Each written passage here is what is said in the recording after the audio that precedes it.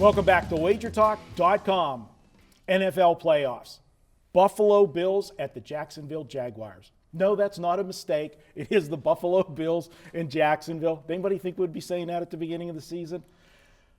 To quote Chris Berman from ESPN, one of his favorite phrases, nobody circles the wagons like the Buffalo Bills. Remember when he used to do that? They got into playoffs. They needed help. They got the win they needed, and then Baltimore choking the game away against the Cincinnati Bengals. Here they are, and I'll tell you what, man, you saw them.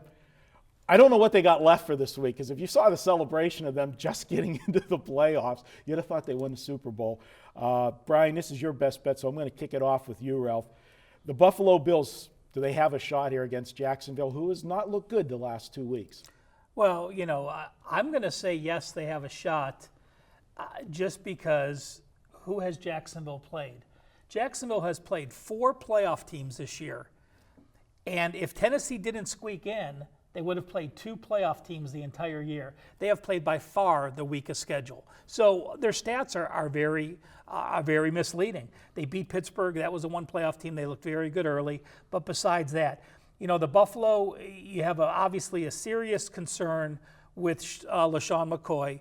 He was we are taping on Wednesday, he was in uniform stretching and doing the walkthrough parts of practices. Don't know if it got physical later, don't know if he participated in that. But with Jacksonville playing such a poor schedule and Buffalo having a decent defense, obviously you have to slow Fournette to slow the Jacksonville defense. I'm not on either side here, but I certainly think Buffalo, has a better shot than the Browns to win this game. Oh, obviously. Even if LaShawn McCoy can go, Brian, you saw that injury when he was down on the field. This was a guy that had the look in his eye that his season was over. He didn't look like a guy that was going to be back on the field the next week. My thought is, if he is, how effective can he be? Especially, and with an ankle injury, it's your cutting ability. You can tape it up and run, but can you cut with it? In a running back, that's what they live and die with, is their cuts. How effective do you think he could be in this game? Yeah, he was probably the best running back in football last year, and then this year's had a little bit of problem. But yeah, he's an excellent ball player. He's just got to be healthy. And if he's not healthy, that's going to be pretty rough on Buffalo, because you're going up against probably the best pass defense in the NFL in Jacksonville. And Buffalo's not an overwhelming pass offense, so they need to rely on the defense and the running game. I like Jacksonville here. You talked about them playing a weak schedule. I believe they went 4-1 against teams that finished in the top 10 of the power rankings. So they have played pretty well when they've stepped up in class. Now, granted, when you do have an easy schedule, you could take a game off. You don't have that, as the people in the SEC would say, that constant competition of the best teams. So that's played out to their advantage. But you got a Jacksonville team.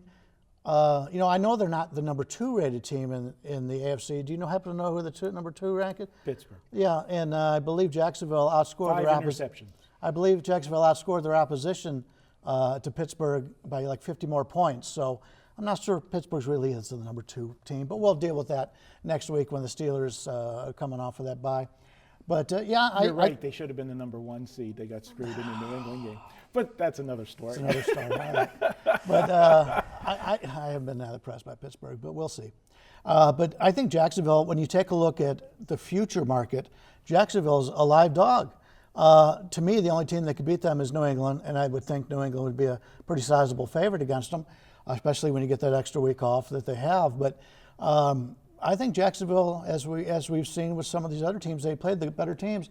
They've come to play, and in this game right here, it's going to be very tough for Buffalo to move the football. They've got the running game with the injured quarterback. The passing game is going to be very tough for them.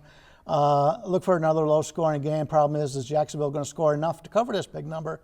I think they will, although Buffalo is one of those teams that doesn't turn the ball over that much, and that's what Jacksonville thrives on. They do, and the reverse side of that is the Achilles heel of Jacksonville was Blake Bortles. If he turns the football over. In those last 2 losses, Jacksonville had 7 turnovers in those 2 games. Now, granted, the last game didn't mean anything for Jacksonville, but the coach came out and said they were playing that game to win. and they lost to Tennessee on the road.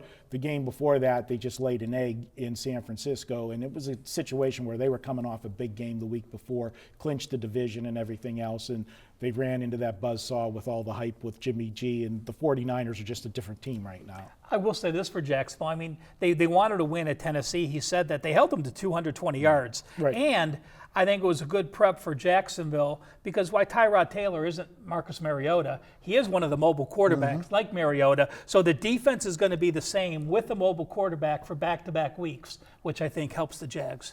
All right, good stuff. Brian says to take Jacksonville. And guys, you want to get a 7-day all-access package, head over to WagerTalk.com. $99. Pick your favorite capper. Get all of their plays. That gets you everything. Get you college basketball, NBA, get you the championship game, college football, and, of course, the NFL playoffs. You get it all, 7 days, all access, just $99. You like these videos, hit that thumbs up button, subscribe to the YouTube channel, and be sure to share it with all your friends. We'll be back with more here at WagerTalk.com.